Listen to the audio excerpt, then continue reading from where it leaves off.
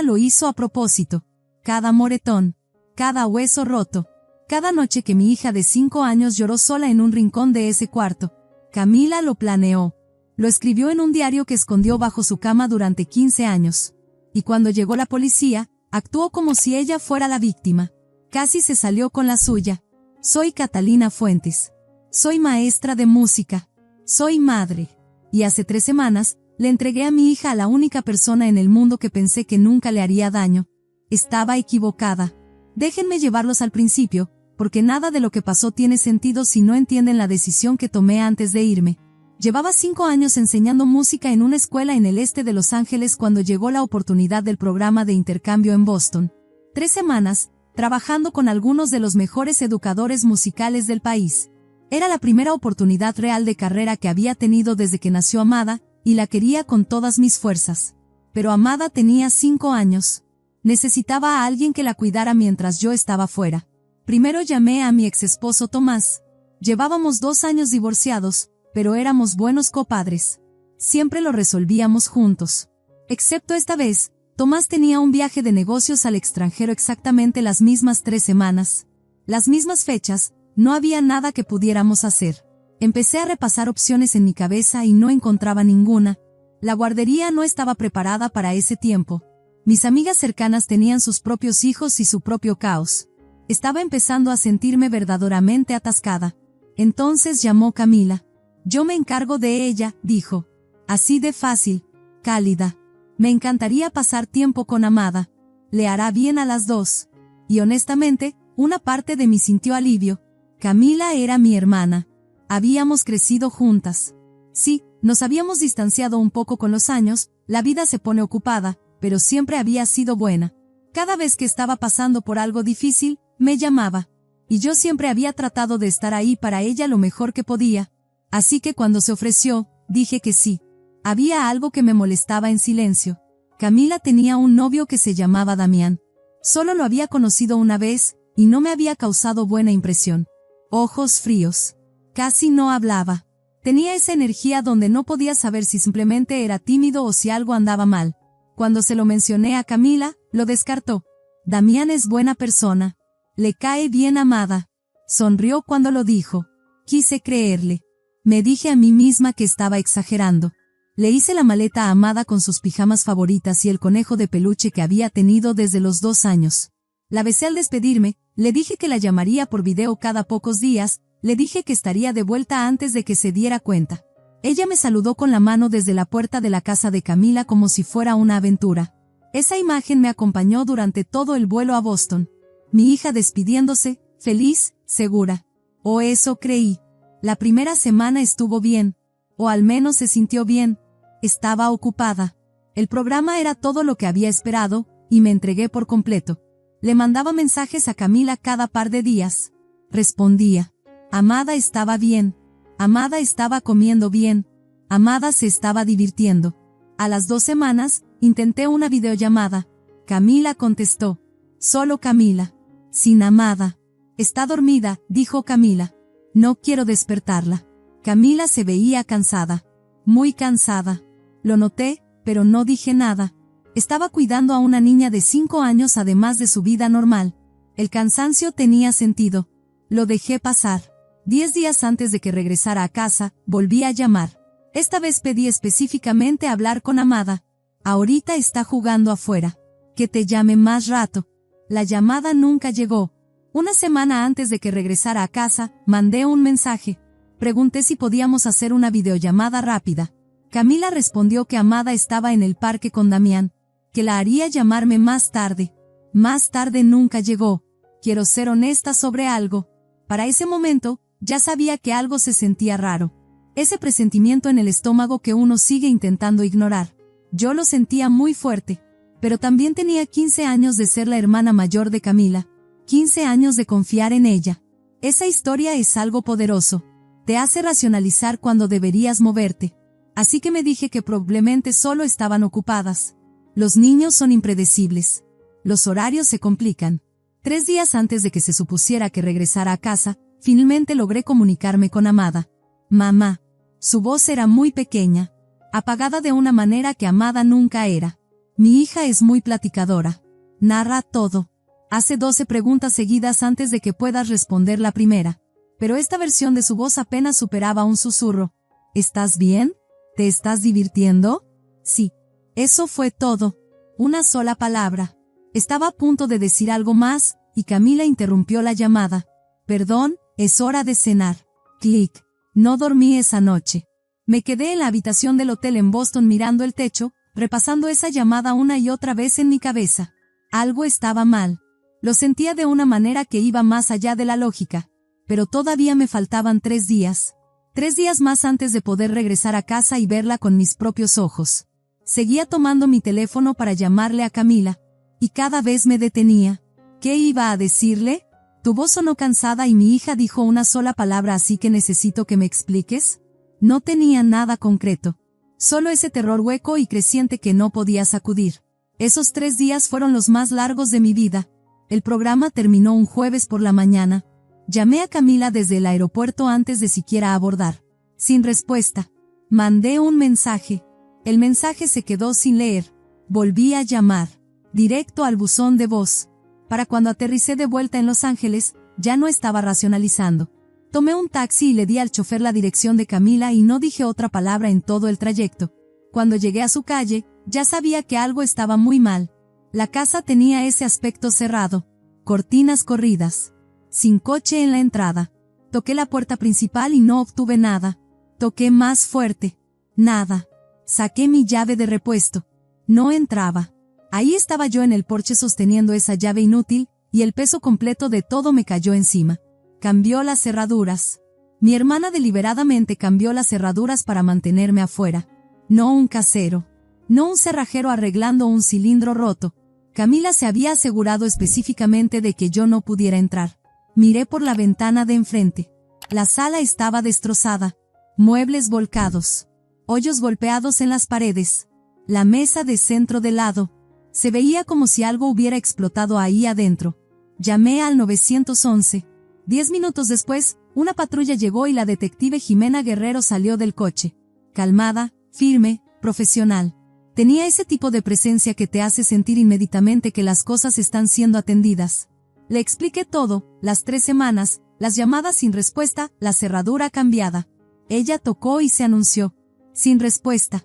Obtuvo autorización por radio y derribó la puerta. Y entonces lo escuché. Llanto. Viniendo de algún lugar en la parte trasera de la casa. Un llanto pequeño, apagado, agotado. El llanto de mi hija. Un policía uniformado puso su mano en mi hombro. Señora, no debería ver esto. Lo empujé y pasé. He intentado encontrar las palabras correctas para describir lo que vi dentro de esa casa. No estoy segura de que existan. La sala estaba peor de cerca. Hoyos del tamaño de un puño en el tablaroca. El sofá destrozado, el relleno jalado hacia afuera. Una pata de silla rota en el piso. Platos rotos en la cocina. Y en el refrigerador, una mancha café y seca esparcida en la puerta. Me tomó un segundo darme cuenta de que era sangre. Escuché a Amada llorando al fondo del pasillo. La puerta de un cuarto estaba entreabierta. Otro policía me agarró del brazo. Señora, por favor no. Abrí la puerta. En la esquina del cuarto, recargada contra la pared con las rodillas pegadas al pecho, estaba mi hija. Su vestido rosa estaba sucio y roto. Su cabello estaba enredado y sin lavar. Y su cara, su pequeña cara de 5 años, tenía un moretón en el pómulo izquierdo, el labio partido, un ojo hinchado que se había puesto morado. En su brazo, 5 moretones redondos, con la forma de unos dedos, donde alguien la había agarrado y apretado. Amada. Mi voz salió mal, demasiado temblorosa, y cuando la escuchó, se encogió. Se hizo más pequeña contra la pared. No me reconoció. O tal vez sí, de todas formas tenía miedo, porque todos los adultos en su mundo durante las últimas 3 semanas habían sido algo de que asustarse. Me puse de rodillas. Me mantuve baja, me moví despacio. Amada. Soy mamá. Está bien. Ya estás a salvo. Siguió tapándose la cara con las manos, esperando que la golpearan. Esa imagen vive en mi pecho. No se ha ido. Seguí hablando, seguí diciendo su nombre, mantuve mi voz lo más firme que pude. Y entonces algo cambió. Levantó la vista. Sus ojos se enfocaron. Me reconoció. Mamá. No puedo describir lo que esa palabra significó en ese momento. Solo puedo decirles que me derrumbé por completo. Crucé el espacio entre nosotras y la jalé hacia mis brazos y ella se aferró a mi cuello y empezó a llorar tan fuerte que todo su cuerpo temblaba. Seguía diciendo mamá, mamá, mamá, una y otra vez, como si decirlo suficientes veces fuera a hacer que todo parara. Había bajado de peso. Podía sentirlo al sostenerla. En 3 semanas, mi hija había bajado de peso. Simplemente la sostuve. No me moví. No hablé. Solo mantuve mis brazos alrededor de ella y la dejé llorar porque eso era todo lo que había que hacer en ese momento. No había forma de arreglarlo en ese instante. Solo quedarse. Camila estaba en el cuarto de junto. Cuando la detective Jimena la sacó, vi que ella también estaba cubierta de moretones. Su cara estaba hinchada, el labio partido, el brazo izquierdo vendado con sangre filtrándose a través. Estaba llorando, temblando, apenas podía mantenerse de pie. Me miró y dijo, lo siento mucho. No pude hacer nada. Le creí. En ese momento, con Amada aferrada a mi cuello y Camila parada ahí viéndose como si hubiera pasado por una guerra, le creí. Dijo que Damián había explotado. Estrés del trabajo. Que empezó golpeando paredes y tirando platos y luego se volvió contra ellas. Dijo que amenazó con empeorar las cosas si ella le decía a alguien. Dijo que estaba atrapada. Le creí todo. Y honestamente, ¿por qué no? Había pasado 15 años viendo a Camila llamarme cuando las cosas se ponían difíciles. No era alguien que causara daño, era alguien que lo absorbía. Esa era la versión de Camila que yo conocía. Así que la sostuve mientras lloraba, y le dije que no era su culpa, y lo decía en serio. Detuvieron a Damián 2 días después, escondido en el apartamento de un amigo. Lo negó todo, pero la detective Jimena me dijo que tenían suficiente, el testimonio de Amada, los reportes médicos, la declaración de Camila. Pensé que había terminado. No había terminado. Aquí hay algo sobre mí que fue importante en ese momento, algo en lo que no había pensado en años. Antes de convertirme en maestra de música, pasé 5 años trabajando para el Departamento de Servicios para Niños y Familias como trabajadora social. Había entrado a cientos de hogares. Había visto de cerca cómo se ve el abuso, los patrones, las lesiones, las historias que no cuadran del todo. Era el tipo de trabajo que te cambia de forma permanente. Empiezas a ver las cosas de manera diferente. Notas cosas que otra gente no nota. Esa parte de mí había estado callada por un tiempo, pero nunca desapareció. Al tercer día después de que llegamos al hospital, estaba sentada con la doctora Graciela Aguirre revisando los expedientes médicos de Amada. La doctora Aguirre era una mujer de 50 y tantos años, calmada, meticulosa. Había sido amable con Amada de una manera por la que le estaba muy agradecida. Pero mientras miraba los registros de lesiones esparcidos en la mesa frente a mí, algo empezó a llamar mi atención. Algo no estaba bien. ¿Puedo revisar esto con más cuidado?, pregunté. Comencé a revisar metódicamente las ubicaciones de las lesiones. Y mi cerebro, 5 años de entrenamiento en servicios para niños, empezó a hacer lo que estaba construido para hacer. Los moretones en el brazo de Amada. El tamaño y la forma coincidían con la mano de un hombre adulto. Eso concordaba con Damián. Pero luego había una contusión en su espalda. Forma diferente. No una palma. Un puño. Pero el tamaño del puño era pequeño para un hombre. Notablemente pequeño. Levanté la vista hacia la doctora Aguirre. ¿Las lesiones de Amada fueron causadas por 2 personas diferentes? Ella estudió los registros en silencio por un largo momento. Luego dijo, sí. Es muy probable. Algunas lesiones de un hombre. Algunas de una mujer. El cuarto se quedó quieto. Una mujer. No dije el nombre de Camila en voz alta. Solo pregunté si también podía revisar los expedientes médicos de mi hermana. La doctora Aguirre me miró con cuidado. Entendió lo que estaba pidiendo. Lo sacó sin decir una palabra. Estudié las lesiones de Camila de la misma manera en que solía estudiar los expedientes de casos. El moretón en su pómulo derecho, hecho por una mano derecha. Pero Damián era diestro. Una persona diestra naturalmente dirige la fuerza hacia la izquierda. Ese moretón estaba en el lado equivocado. Y las heridas bajo los vendajes en su brazo. Superficiales. Paralelas. Precisas. Autoinfligidas. Dejé el expediente sobre la mesa y salí al pasillo. Me quedé parada ahí 1 minuto solo respirando, porque necesitaba un segundo antes de dejarme aceptar completamente lo que estaba viendo. Mi hermana había lastimado a mi hija. Deliberadamente. Y luego se había lastimado a sí misma, había fabricado sus propias lesiones, había señalado a Damián, y había llorado en mi hombro mientras yo la consolaba. Llamé a la detective Jimena. Le dije que necesitaba acceso a la casa de Camila otra vez. No como una madre destrozada esta vez, como alguien que sabía exactamente qué buscar. Fuimos al día siguiente. Recorrí esa casa de manera diferente esta vez. Metódicamente, como me habían entrenado. Los abusadores guardan registros, guardan diarios. Esconden cosas en lugares que creen que están seguros, lugares que asumen que otros no van a revisar. Revisé cada cuarto. La sala, la cocina, el baño. Nada. Entré al cuarto de Camila. La cama estaba perfectamente tendida. Fotos de familia en la pared. Yo, Camila, nuestra mamá, todas sonriendo. Miré esas fotos un momento. Recordé el día en que una de ellas fue tomada. Un verano. Éramos adolescentes. Camila se estaba riendo de algo que yo había dicho. Aparté la mirada y me puse de rodillas. En el polvo debajo de la cama, empujado contra la pared, había un libro delgado. Lo saqué. Era un diario. La primera entrada tenía fecha de 15 años atrás, cuando Camila tenía 14 años. Mamá eligió a Catalina. Porque es más inteligente. Porque tiene más potencial. ¿Y yo qué? Me dejaron con papá. Papá no me quería. Solo me recibió porque no tuvo otra opción. Pasé páginas. Papá murió. Catalina vino al funeral y se fue enseguida, dejándome sola. La deuda era de $30,000. La pagué toda yo sola.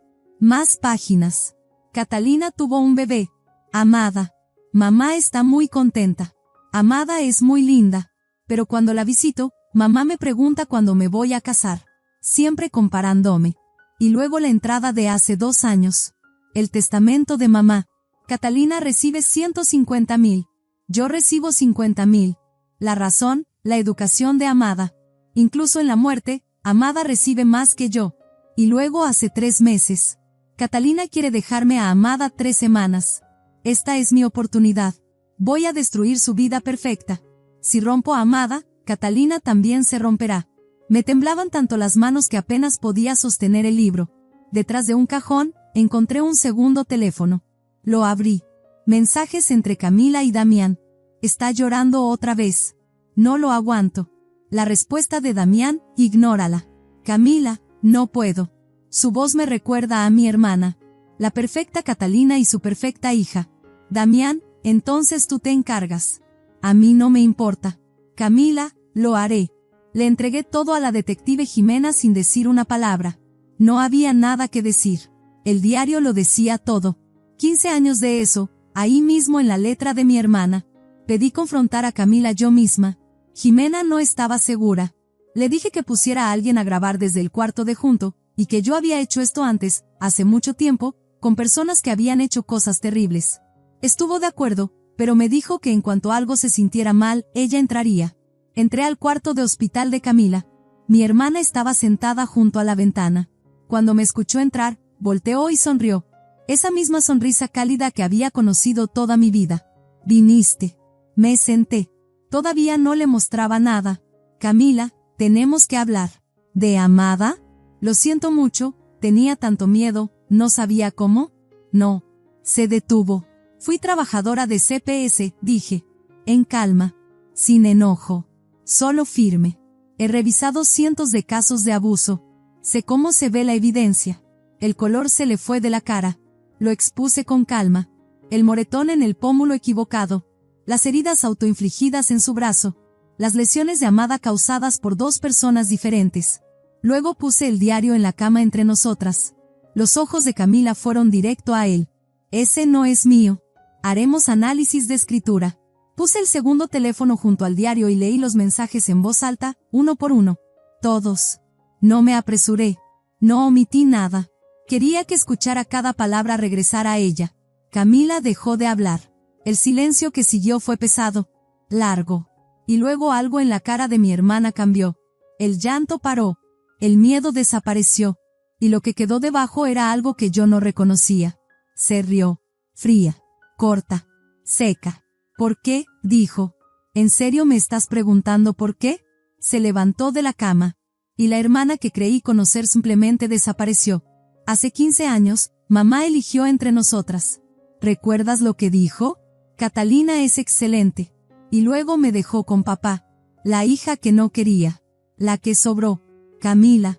Cuando papá murió, tú viniste al funeral y te fuiste el mismo día. 30,000 pesos en deudas. Yo lo manejé todo sola. Te llamé. Mandé correos. Lo siento, estoy en el trabajo. Quizás la próxima vez. ¿Entiendes, verdad? Abrí la boca, pero ella continuó. Y luego el testamento de mamá. 150,000 para ti. 50 para mí. Por la educación de Amada. Otra vez por Amada. Siempre Amada. Siempre tú. Me puse de pie. Nada de eso te da el derecho de lastimar a una niña de 5 años. Amada es el símbolo de tu vida perfecta, dijo. La nieta que mamá más amaba. Algo que yo nunca podré tener. Yo quería justicia. Si tú puedes tenerlo todo, yo puedo quitarte todo. Miré a mi hermana y sentí algo que no esperaba. No rabia. No dolor. Solo claridad. Del tipo que solo llega cuando finalmente dejas de mentirte a ti misma sobre algo. Camila, dije. Has estado controlada por esto durante 15 años. La herencia. Las decisiones de mamá. Papá. Parte de eso fue real e injusto. Yo no estuve cuando debía haber estado. Cuando llamaste después de que murió papá, yo estaba ocupada y te ignoré. Eso lo sé. No voy a fingir lo contrario. Se quedó callada. Eso pareció sorprenderla, que yo no me hubiera simplemente puesto a defenderme. Pero tomaste decisiones cada día durante 15 años. Pudiste haber hablado conmigo. Pudiste haberme dicho que tan grave se había puesto. En cambio, elegiste odiar. Y luego elegiste descargar ese odio en una niña que no tenía nada que ver con nada de esto. Una niña que te quería. Esa última parte llegó. Lo vi en su cara. Las lágrimas empezaron a correrle por las mejillas. Reales esta vez, creo. Trabajé en CPS durante 5 años, dije. En cada caso que trabajé, me hice la misma pregunta. ¿Por qué los adultos lastiman a los niños? Y cada vez, la respuesta era la misma. Los adultos descargan su propio dolor en los niños. Porque los niños son pequeños. Porque los niños no pueden defenderse. Porque es más fácil que enfrentar lo que en realidad está roto dentro de uno mismo. Las piernas de Camila cedieron. Se fue de rodillas al piso. No te voy a perdonar, dije. Amada tampoco te perdonará. Pero esto es lo que aprendí de todo esto. La familia no es sangre. La familia es una elección. Cada día que te despiertas y eliges amar a alguien, protegerlo, estar ahí para él. Tú elegiste el odio. Así que ya no eres mi familia. Amada es mi familia. Tomás es mi familia. Y los voy a proteger de ti. La puerta se abrió detrás de mí. La detective Jimena entró con 2 policías. Camila Fuentes. Queda usted arrestada por abuso infantil, agresión premeditada y presentación de denuncia falsa. Los policías se movieron para esposarla. Camila no podía mantenerse de pie. Tuvieron que sostenerla.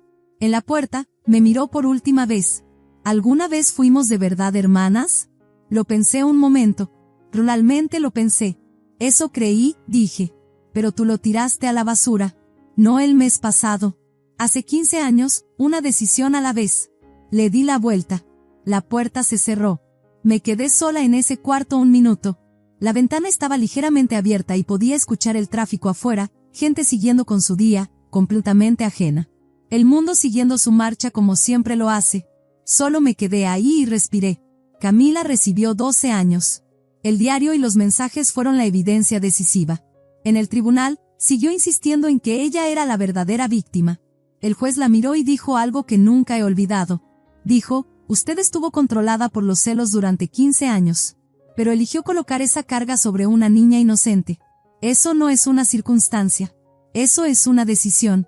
Damián también fue declarado culpable, pero la investigación mostró que no había sabido del plan de Camila. Había sido abusivo con las dos, pero el ataque de Camila hacia Amada había sido completamente propio. Él recibió 5 años. Nunca visité a Camila. Nunca respondí sus cartas. Cada carta que me mandó, la eché a la basura sin abrirla. No por rencor. Solo porque no había nada que decir, y no estaba dispuesta a dejarla entrar a ningún rincón de mi vida, ni siquiera a través de un sobre. Amada tuvo un camino difícil. Los primeros 3 meses después de que regresamos a casa, pesadillas todas las noches. Se despertaba gritando, y yo iba a su cuarto y me sentaba al borde de su cama y le sostenía la mano y hablaba en voz baja hasta que se calmaba. A veces tardaba 20 minutos. A veces 1 hora. No lo apresuré. Estuve ahí cada vez. Empezamos terapia intensiva con una mujer llamada la doctora Reséndiz, que tenía esa manera tranquila y firme con Amada por la que le estaba tan agradecida. Nunca la presionaba. Solo creaba ese espacio donde Amada podía decir lo que necesitaba decir, al ritmo que ella necesitara. Lentamente, a lo largo de esos meses, mi hija empezó a regresar. La risa llegó primero, pequeños momentos de ella, aquí y allá. Luego las preguntas. 12 seguidas antes de que puedas responder la primera.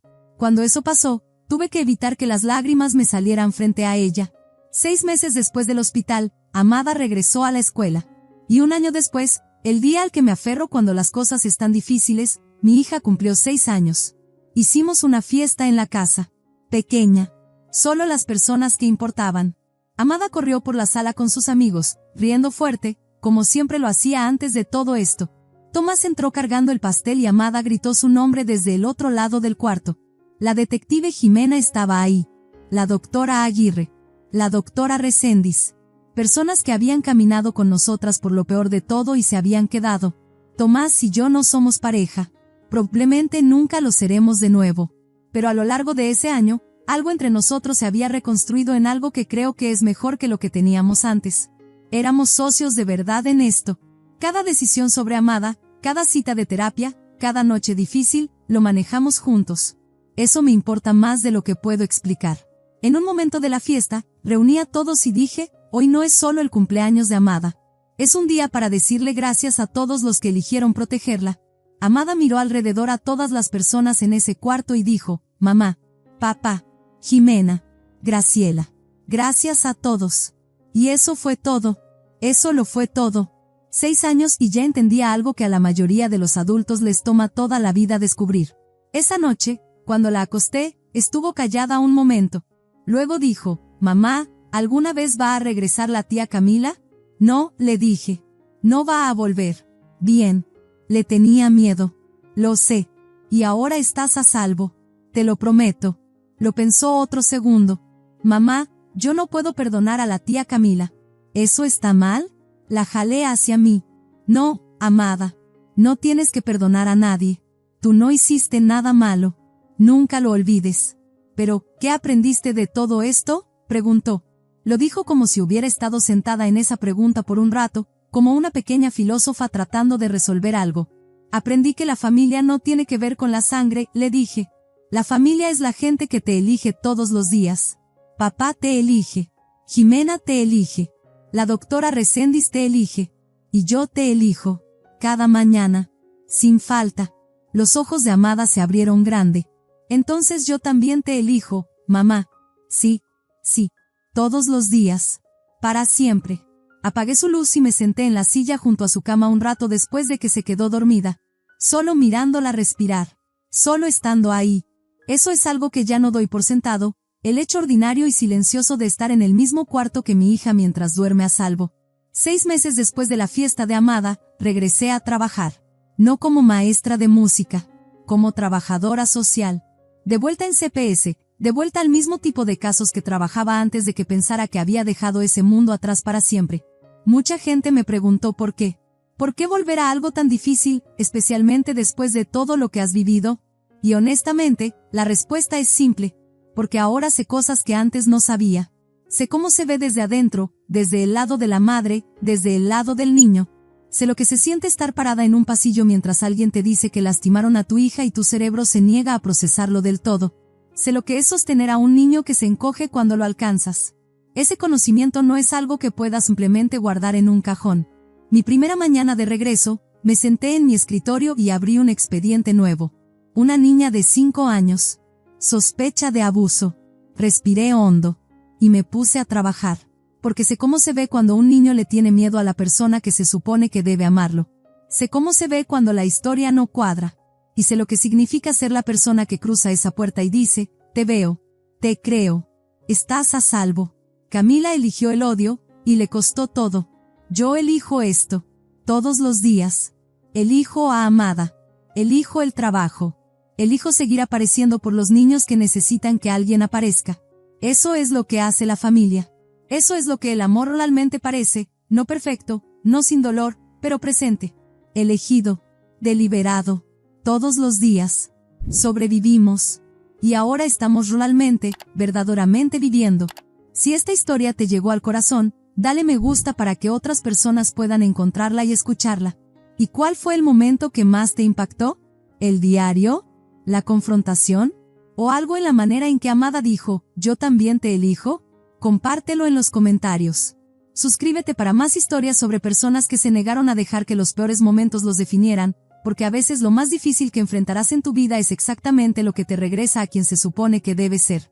Antes de que te vayas, esto es lo que esta historia me enseñó. A veces la persona que se ofrece a ayudarte es la que llevaba más tiempo planeando hacerte daño. 3 semanas de llamadas sin respuesta no parecían nada. Resultaron ser todo. En el momento en que dejas de llorar y empiezas a leer la evidencia, dejas de ser la víctima. Los celos que nunca se hablan no se quedan en la cabeza de alguien. Encuentran a alguien pequeño en quien aterrizar. No necesitas perdonar a alguien para seguir adelante. La paz y el perdón no son lo mismo.